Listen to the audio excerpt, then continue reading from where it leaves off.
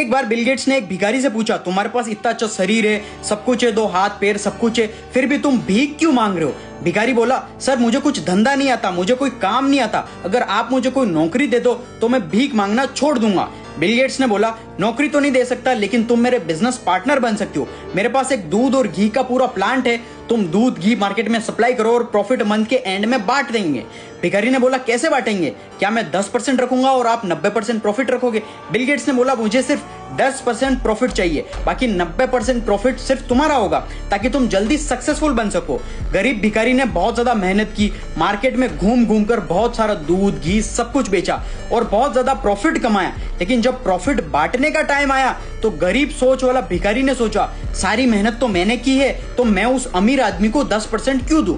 अगले दिन Bill Gates आए और प्रॉफिट का हिस्सा मांगा तो भिखारी ने बोला, बहाना करते हुए बोलता, सर मुझे तो बहुत ज्यादा नुकसान हुआ है, मुझे जितना प्रॉफिट हुआ उतना तो मेरे ऊपर लोन चुकाना है, मुझे सबको उधार देना है, तो मुझे इसके हिसाब से तो मुझे कोई भी प्रॉफिट ही नहीं हुआ है, तो आपको मैं हिस्सा बिल्कुल नहीं दे सकता। बिल गेट्स ने कुछ भी नहीं बोला और वहां से चले गए। वो गरीब बुद्धि वाला भिखारी बहुत खुश हुआ, सोचा सारा प्रॉफिट मेरा हो गया, सारे प्रॉफिट मेरी जेब में आ गया। अब भिखारी उन पैसों से रोज मौज मस्ती मजे मारने लगा और सारा पैसा उड़ाता चला गया। ऐसे करते करते उसके पास सारा पैसा खत्म हो गया। अब पैसे भी नहीं बचे और कोई काम धंधा भी नहीं बचा, तो मजबूरी से अब वापस उसको भीख मांगना शुरू करना पड़ा।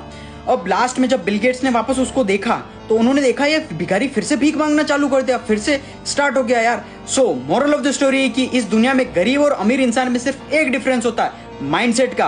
अमीर इंसान सोचता है कि मुझे भी प्रॉफिट हो जाए और मेरे साथ वालों को भी प्रॉफिट हो जाए, लेकिन एक गरीब माइंडसेट वाला हमेशा ये सोचता है कि मैं खुद का फायदा कैसे करूं, खुद की जेब कैसे भरूं, मतलब सेल्फिश हो जाता है बहुत ज्यादा। इसीलिए आज भारत में सबसे ज्यादा गरीबी और अनएम्प्लॉयमेंट है। और तुम सोच रहे होंगे गरीबों में पैसे बांटना अच्छी बात है और उससे सब लोग अमीर हो जाएंगे, ये सबसे बड़ी बेवकूफी है। गरीब लोग वापस से फालतू चीजों पर खर्चा करके खुद वापस गरीब बन जाएंगे। अगर तुम्हें भी